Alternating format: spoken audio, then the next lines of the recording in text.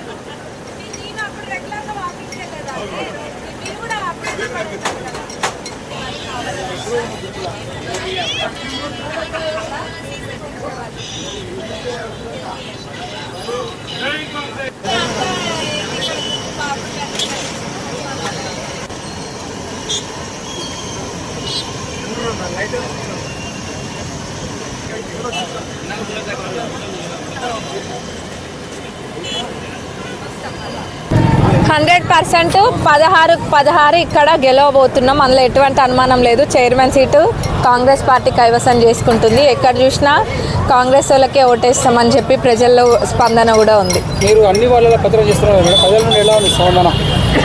నేను ఎక్కడికి వెళ్ళినా కానీ ప్రజలందరూ కూడా ఒకటే స్పష్టంగా చెప్తున్నారు, ఈసారి మటుకు మేము కాంగ్రెస్ పార్టీ వాళ్ళనే గెలిపిస్తాము అని చెప్పి మీకే ఓటు అన్నది చాలా ధీమాగా చెప్తున్నారు. ఇంకా ఏంటంటే ఈ టౌన్లో కూడా చూస్తే ఎక్కువ బిజినెస్ వాళ్ళే ఉంటారు.